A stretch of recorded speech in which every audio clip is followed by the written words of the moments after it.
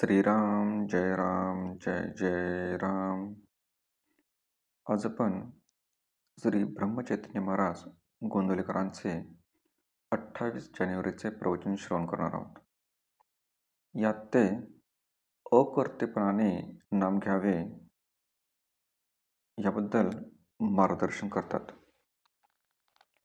श्रीराम जय जय राम.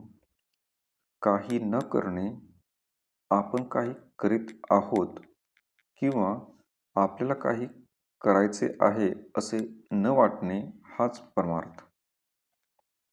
पण स्वस्थ बसायला लावणे ही तुरुंगात मोठी शिक्षा समजतात. देहाने, मनाने एकसारखी चळवळ करण्याची आपल्याला सवय लागली आहे.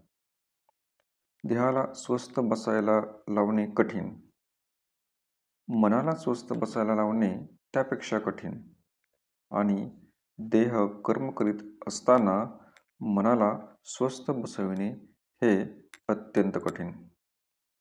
मनाला खरे म्हटले तर स्वास्थ्य हवे, पण ते मिळवण्याकरिता साधन करणे म्हणजे प्रयत्न करणे जरूर आहे.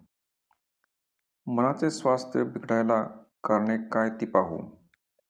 पहिले, आपल्या इच्छेविरुद्ध गोष्ट होणे.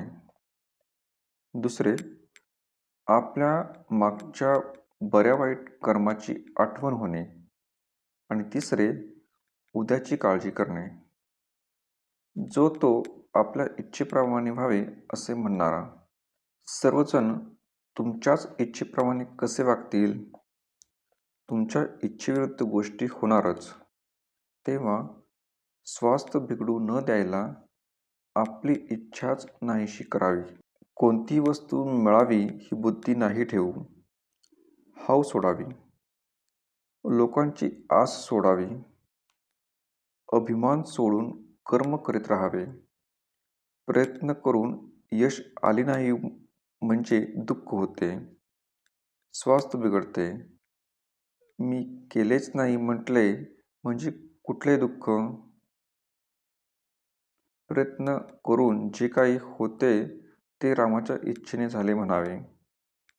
प्रत्येक गोष्ट रामाने केली म्हणणे म्हणजे भगवंताच्या अखंड अनुसंधानात राहणे.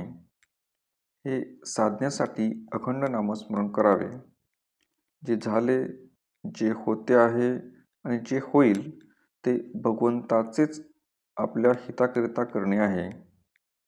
आपण करते नाही असे मानणे, याला अखंड भगवन नामस्मरण पाहिजे. सारांश, जे जे काही झाले ते ते भगवंतानेच आपल्या हिताकरिता केले. उद्याची काळजी भगवंतालाच आहे. त्याला काय योग्य वाटेल ते तो करेल. म्हणून झाल्याची म्हणजे कालची आठवण करू नये, होणाऱ्याची म्हणजे उद्याची काळजी करू नये आणि चालू क्षण वाया जाऊ देऊ नये. नामस्मरणात राहावे. सगळ्या प्रपंचात खरी विश्रांती असेल तर ती नामस्मरणातच आहे. आहे त्या परिस्थितीत समाधान नसणे हा जो देहबुद्धीचा स्वभाव तो आपण सगळीकडे लावतो. सर्व गोष्टींचे ज्ञान होत नाही तोपर्यंत आपण काही करणार नाही असे आपण म्हणतो. सर्व गोष्टींचे ज्ञान मरेपर्यंत आपल्याला होत नाही आणि आपण काही करीत नाही. देहबुद्धी आपल्याला भगवंताचा विसर पाडते. या देहबुद्धीवर आपण नामाच्या मंत्राचे पाणी शिंपडूया म्हणजे तिची वाढ होणार नाही. श्रीराम जय जय राम. मन परमेश्वराच्या ठिकाणी स्थिर करावे आणि देहाने प्रपंचाच्या गोष्टी कराव्यात. श्रीराम जय जय राम.